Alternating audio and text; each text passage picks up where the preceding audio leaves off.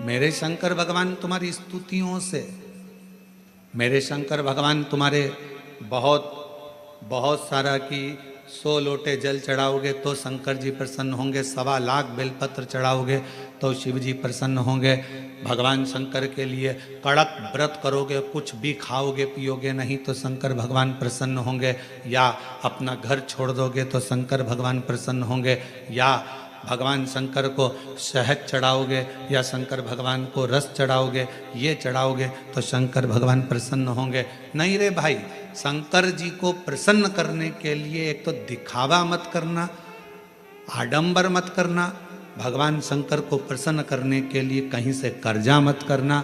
भगवान शंकर को प्रसन्न करने के लिए केवल तेरा दिल, तेरा मन हृदय से बैठ जाना और मुख से ओम नमः शिवाय, ओम नमः शिवाय, श्री शिवाय नमस्तुभ्यम का उच्चारण करना।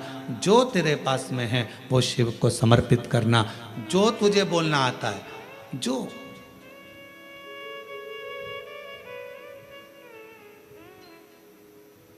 छोटा सा बच्चा तोतला बोलता है, माँ को अच्छा लगता है कि नहीं लगता है? बोलो, जम के बोलो, लगता है। छोटा सा बच्चा किसी से भी अगर तोतरी भाषा में बोलेगा सबको अच्छा लगेगा। तोतरा बच्चा, छोटा बच्चा गाली भी दे देगा तो सबको अच्छा लगेगा। वही बच्चा बड़ा हो जाए, बड़ा होने के बाद गाली बक दे तो लड़ाई हो जाए।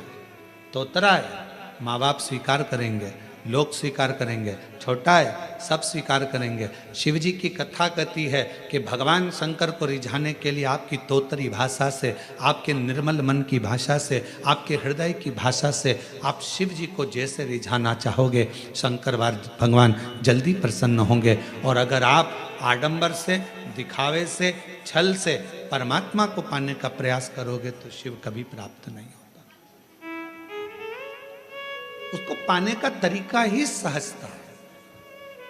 निर्मल मन सो मोहि पावा, मोहि छल छिद्र कपट ना बावा। भगवान को पाने का सबसे सुंदर तरीका है कि बस हृदय से उसको पुकार।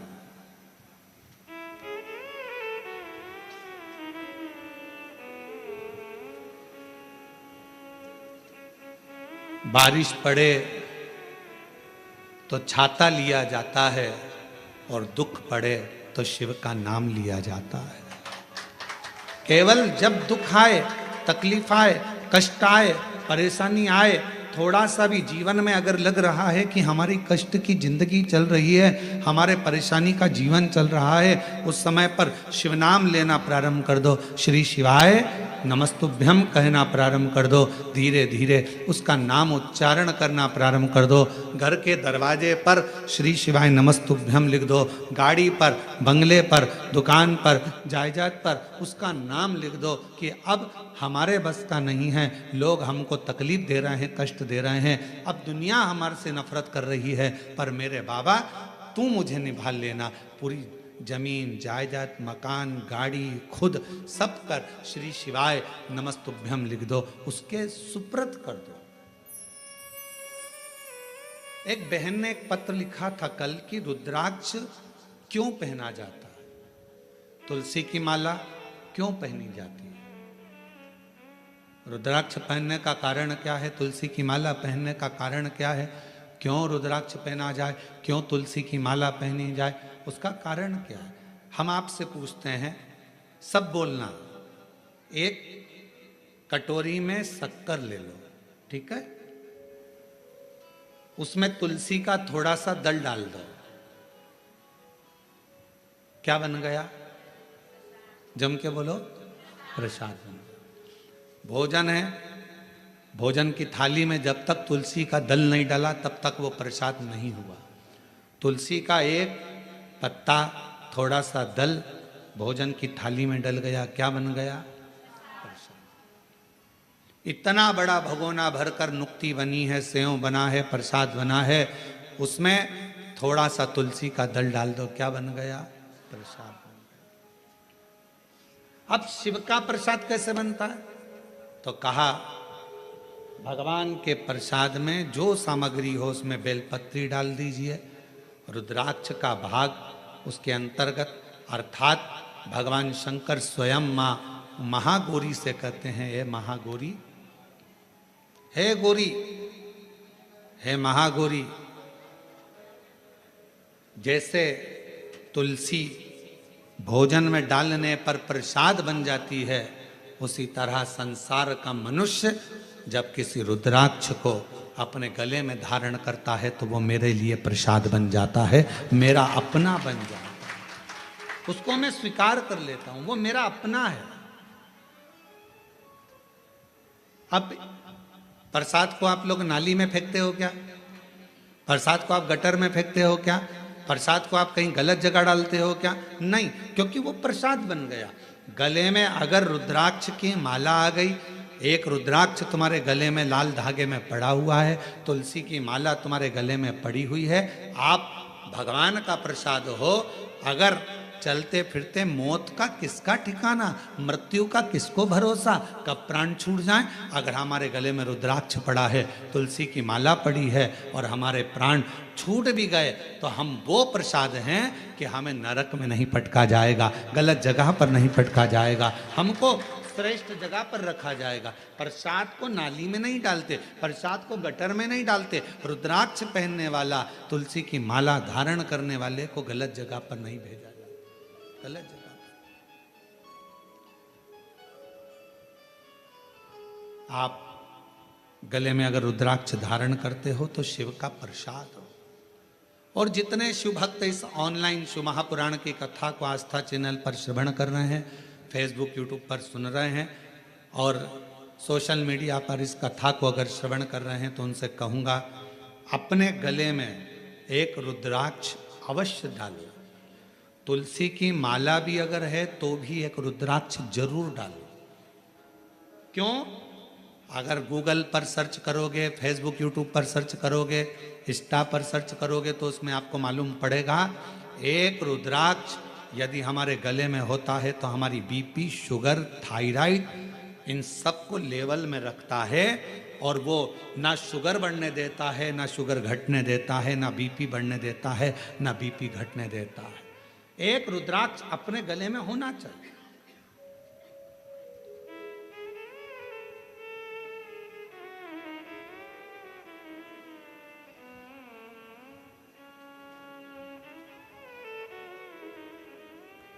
एक शिवा भगत की एक कथा आती है। मालती का एक पुत्र था शिवा, उसको लोग शिव कहते थे। क्यों? क्योंकि मालती के घर में कमाने वाला कोई नहीं था, ससुर के प्राण छूट गए थे, पति शरीर से विकलांग था और मालती मेहनत करती, परिश्रम करती। घर में एक बेटे का जन्म हुआ जिसका नाम शिव के ऊपर शिवा रखा।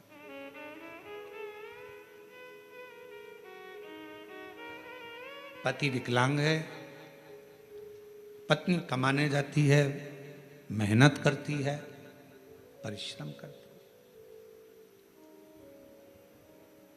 एक अगर घर में तकलीफ है, घर में कष्ट है, परेशानी है, कलिकाल का समय है, कलयुग का समय है, शास्त्र कहता है कि इस कलिकाल में धर्म पत्नी को पति के कदम से कदम मिलाकर साथ देना चाहिए, मेहनत में, परिश्रम में आगे रहना चाहिए।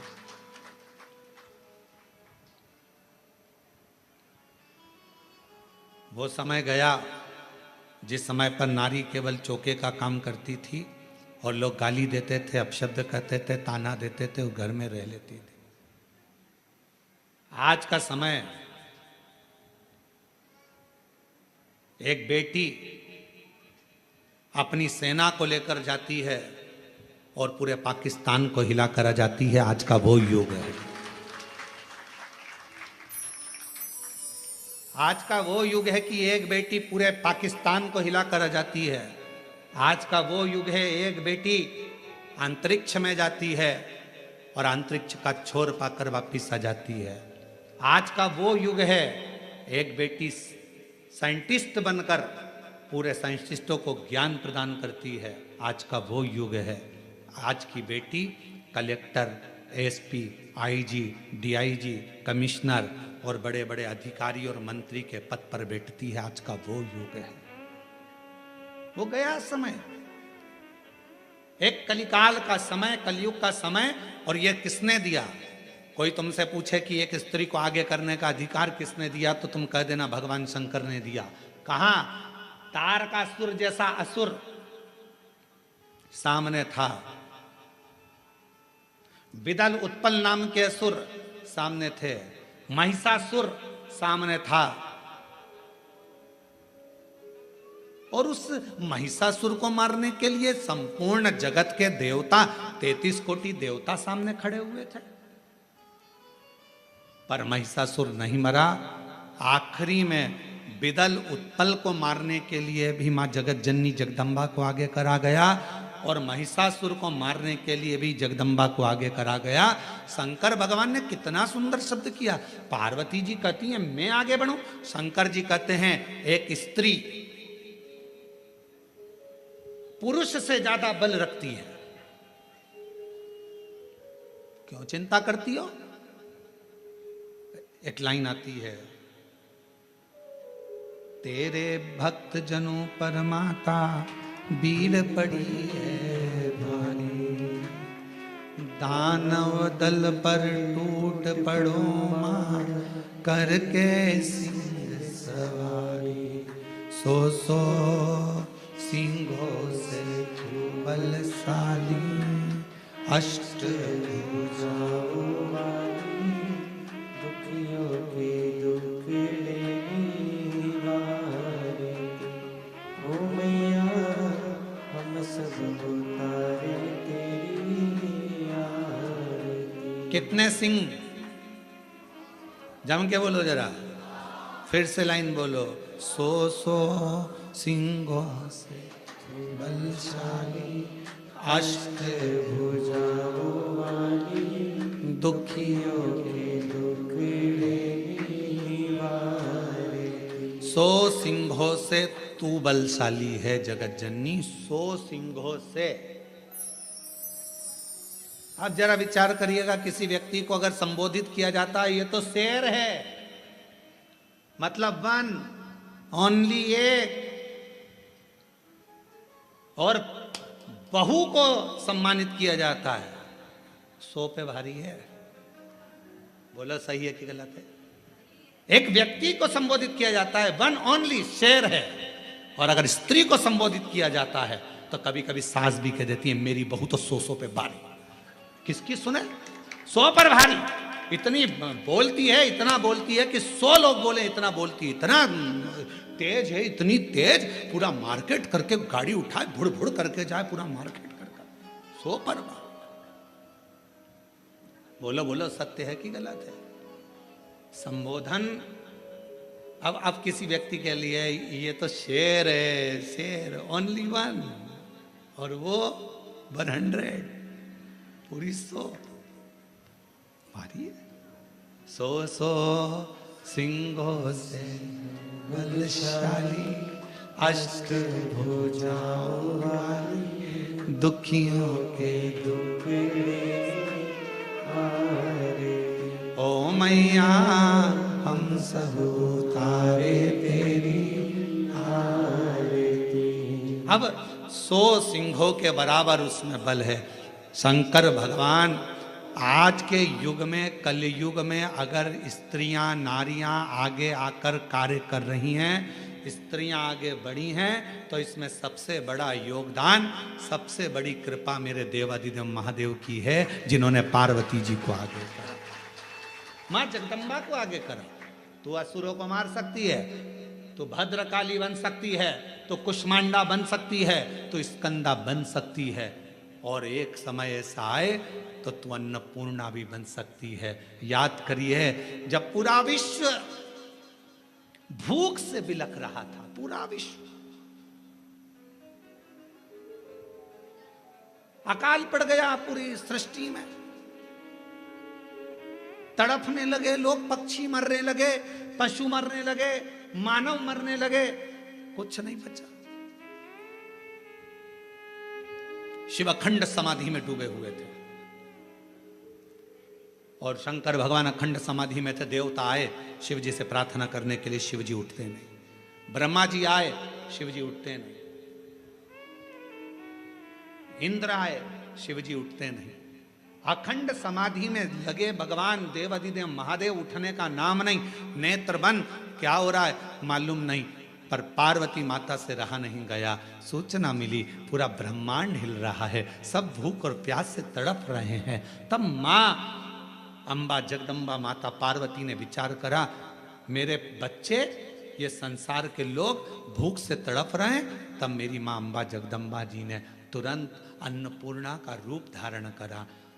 भूमि पर चरण रखकर धान उत्पन्न किया।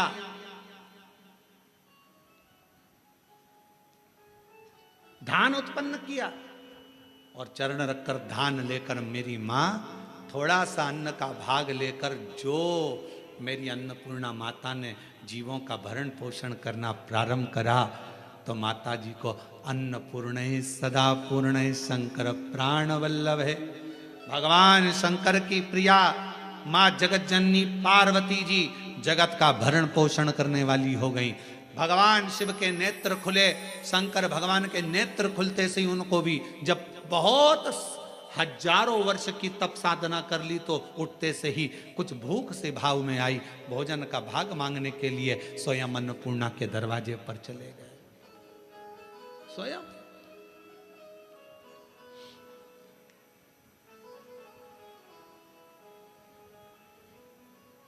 जब जगत पूरे विश्व में हाहाकार मचती है तो वो अन्नपूर्णा बन जाती है। अगर नारी को अगर शक्ति दी है तो किसने दी? शिव ने। शंकर भगवान के सारे चरित्रों को उठाकर देखिएगा, केवल देवाधिदेव महादेव अपना अर्ध नारीश्वर स्वरूप का दर्शन कराते हैं। आधा शिव आधा पार्वती।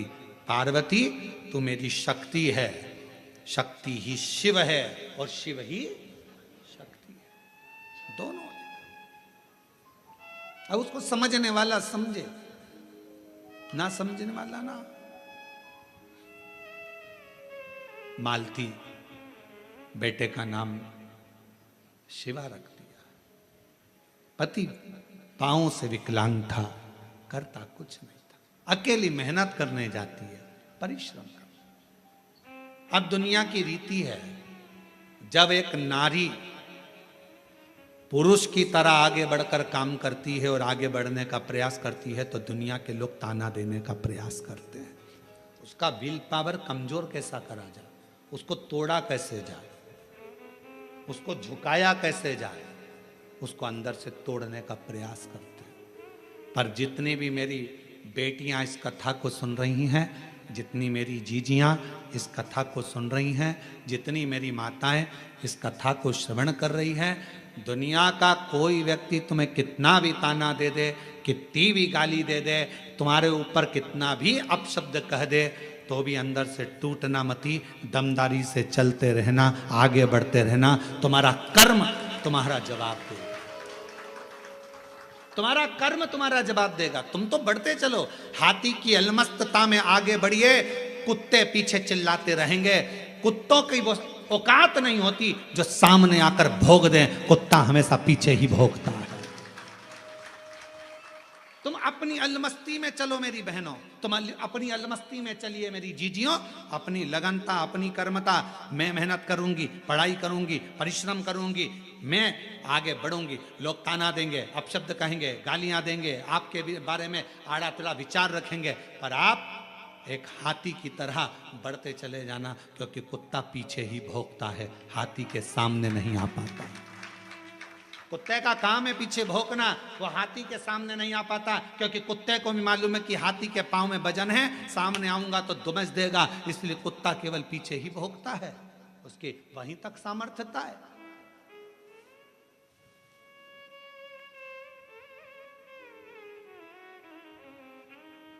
एक बहन, एक बेटी, एक मां, एक स्त्री जब अपने कर्तव्य पथ पर चले उसको सोचना नहीं चाहिए कौन क्या कहेगा। आग लगे बस्ती में मस्ती में, क्या किसको रोइए सोइए।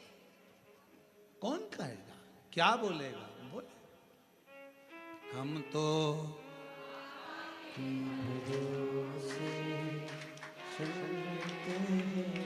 हम तो बाबा के भरोसे चलते हैं। ये दुनिया वाले जलते हैं, ये दुनिया वाले जलते हैं, डमरू वाले के भरोसे चलते हैं, काशी वाले के अपनी मस्ती में। मेरी बहनों, मेरी जीजियों, मेरी बेटियों, अपनी मस्ती में अपने कर्तव्य पथ पर आगे बढ़ो। गली गली में कुत्ता मिलेगा, क्या हाथी सबसे भिड़ता है? बोलो बोलो, जम के बोलो। गली गली में कुत्ता मिलेगा, क्या हाथी सबसे भिड़ता है? नहीं। हाथी को मालूम है ये भोगता रहेगा, अपन बढ़ते रहेंगे, फिर अगले गांव जाएंगे, फिर अगली जगह जाएंगे, फिर चिल्लाएंगे। इनका फर्ज है चिल्लाना, क्योंकि पैदा ही इसलिए हुए हैं कि इनको चिल्लाना ही है। अपना कर्म, अपना कर्तव्य, अपने को आगे बढ़कर जाना, अपना कर्तव्य, आगे बढ़ते चलो, बढ़ते चलो। शिव कथा कर रही है। मालती ने विचार करा कि घर को चलाना है, बेटे का जन्म हुआ है, बेटे का नाम शिवा रखा है।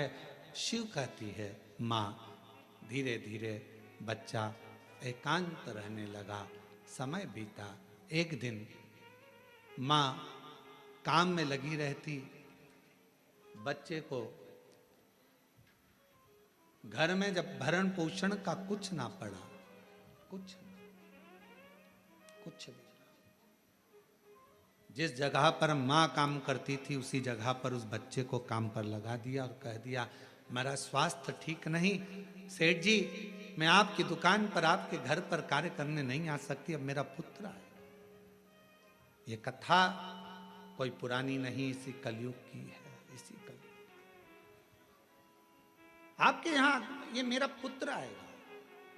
छोटा सा लड़का, 9 वर्ष की उसकी आयु, सेठ जी के घर कार्य करने जाता तो सेठ जी का गांव बहुत दूर था। वहां से आता, बेटे को भय लगता, डर लगता, क्या करे। माँ के पास आकर बोला माँ, सेठ जी कभी रात्रि को छोड़ते अकेले जंगल में आने में मुझे भय लगता है। माँ कहती क्या भय? हाथ पकड़ा बेटे का माँ ने, शंकर भगवान के शिवालय में लेकर गई। शिव जी के गले में पड़ी हुई रुद्राक्ष की माला निकाली, माला निकालकर बेटे के गले में डाल दी और कह दिया केवल तू अकेला नहीं, तेरा महादेव तेरे साथ चलेगा, हर पल हर घड़ी हर क्षण रहेगा। और मालती की कथा कहती है, भगवान शंकर का चरित्र कहता है, रात्रि के समय पर बेटा शान से धड़क बेधड़क चलकर आता था। एक समय कोई प्रेत सामने से, कोई प्रेत पेड़ पर से लटकता हुआ दिखा। इस बालक को भय ना लगा, इसने हाथ जोड़कर प्रणाम कर कर कहा तुम कौन हो? कौन हो? कहा मैं प्रेत हूं, अधोगति में मरा हुआ हूं, मेरी गति नहीं, मेरी मुक्ति नहीं। तो फिर आपका मोक्ष नहीं हुआ तो मेरे जैसे मनुष्य को आपकी वाणी क्यों सुनाई दे रही है?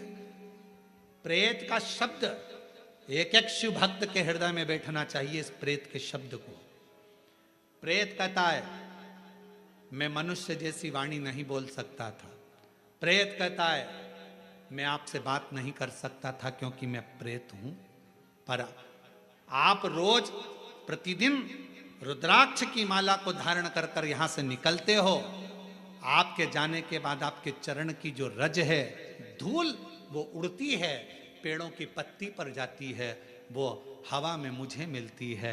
उसके कारणवश मुझे थोड़ा सा बल मिला है जिससे मैं बोल भी सक रहा हूं और आपसे बात भी कर सक रहा हूं। ये मुझे फल मिला है। क्या चाहते हो, क्या चाहते हो? बस एक निवेदन है, कभी मौका मिले तो इस पथ से, आपसे निवेदन है कि आप इस पथ से जाना बंद ना करिएगा। जब भी मौका मिले इस पथ से जरूर जाइएगा। उस शिवा पुत्र ने कह दिया मैं जरूर जाऊंगा। निकलते रहे, निकलते रहे, निकलते रहे, निकलते रहे, निकलते रहे, उसी पथ से निकलते रहे। एक दिन वो प्रेत योनि से छूट गया, देव योनि में आ गया। कानों में कुंडल धले थे, सिर पर मुकुट पहना था, गले में हार पहना था, सुंदर पीतांबर पहना हुआ था और सुंदर हाथ में एक शस्त्र लिया हुआ था। हाथ जोड़कर खड़ा हो गया, आज मैं प्रेत योनि से मुक्त होकर देव योनि में आ गया। ये आपकी कृपा है। उस शिवा पुत्र ने कहा मेरी कृपा कैसे, मैंने तो कुछ करा ही नहीं, बस आपके गले में पड़े हुए रुद्राक्ष को पहनकर आप जाते थे और आपके रज से मैं कृतार्थ होता चले गया, मेरा उद्धार